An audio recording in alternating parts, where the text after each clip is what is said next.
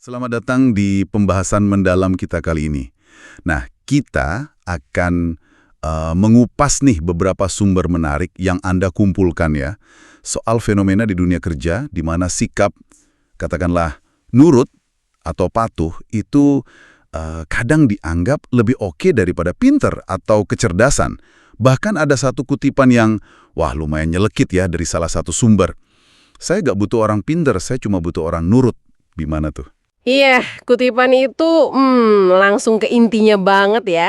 Terus ada lagi cerita dari penulis, Mix212. Pengalamannya dia itu nunjukin gimana ide bagus bisa mental gitu aja. Gara-garanya yaitu budaya perusahaan yang katanya diam itu emas, nurut itu berlian.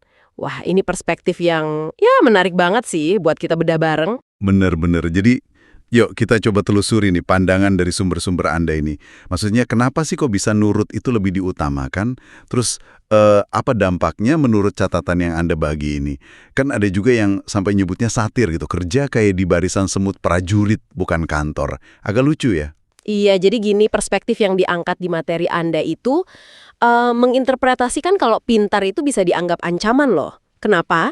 Ya karena orang pintar kan biasanya suka nanya ya, suka mempertanyakan efisiensi, prosedur.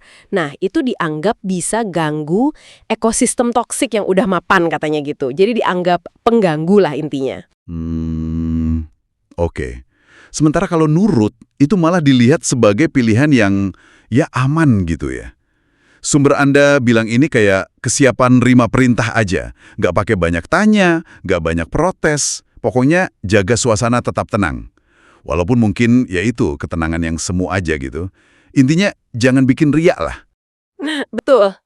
Dan buat nggambarin betapa gimana ya absurdnya situasi ini, salah satu materi itu ngasih skenario imajiner. Cukup menggelitik sih. Coba bayangin, misalnya seorang Steve Jobs gitu ya, kerja di lingkungan kayak gini. Ide revolusionernya mungkin bakal ditanggepin cuma, itu printer aja belum diisi kertas. Ya, secara inheren, lebih mentingin kepatuhan jangka pendek daripada potensi inovasi jangka panjang, bener nggak?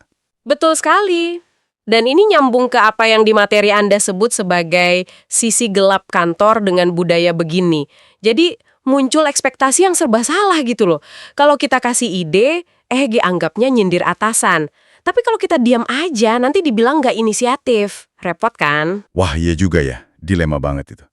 Terus, gimana caranya orang bisa bertahan hidup di kondisi yang digambarkan kayak gini? Tadi ada saran satir yang cukup lucu dari bacaan Anda itu ya. Jadi daun aja, ngikut angin kemana aja. Pasif banget ya kedengarannya? Iya, itu kan sindiran ya. Tapi selain itu ada juga taktik lain yang lebih konkret yang dijelasin. Misalnya, ya tetap nurut aja tapi minta instruksi selalu tertulis lewat email. Ini kayak buat pegangan gitu ya, langkah aman. Atau ada juga yang pura-pura nggak paham, tapi pas ngerjain tugasnya tetap bagus hasilnya. Oh, ada juga strategi yang namanya pakai teknik ninja ya. Jadi kelihatannya sih nurut-nurut aja di permukaan, tapi diam-diam tetap pakai kepinterannya buat kerja efektif. Wah, ini kayak ngakalin sistem ya. Pinter-pinter bawa diri gitu. Iya, jadi intinya materi yang Anda kumpulin ini kan ngelukisin ya, seringnya sih pakai nada satir, sebuah realitas kerja alternatif gitu. Di mana hierarki sama kepatuhan itu ngalahin nilai ide atau kecerdasan. Sumber-sumber ini ya berusaha nunjukin alasan dibaliknya, terus konsekuensinya apa buat individu, dan juga buat inovasi perusahaan itu sendiri. Ya, jadi kesimpulan yang bisa kita tarik dari perspektif ini, ya bahwa dalam konteks lingkungan kerja yang katakanlah salah gitu ya, sikap nurut itu emang bisa jadi lebih dihargai daripada pinter. Setidaknya ya di mata atasan tertentu yang digambarkan di situ. Ini cerminan prioritas yang mungkin kurang pas ya. Nah, dan sebagai bahan pemikiran penutup nih, buat Anda yang dengerin, salah satu sumber itu ngasih kalimat penutup yang cukup nusuk juga sih. Katanya gini, di tempat kerja yang benar, kepatuhan saja itu mungkin cukup kalau kamu robot. Wah, dalam ya. Kalimat yang pasti bikin kita mikir lagi ya. Gimana caranya nemuin keseimbangan yang pas, yang sehat gitu, antara kepatuhan yang emang perlu, inisiatif pribadi, sama pemanfaatan kecerdasan kita. Terutama di lingkungan kerja yang benar-benar pengen produktif dan maju. Sesuatu untuk Anda renungkan lebih lanjut.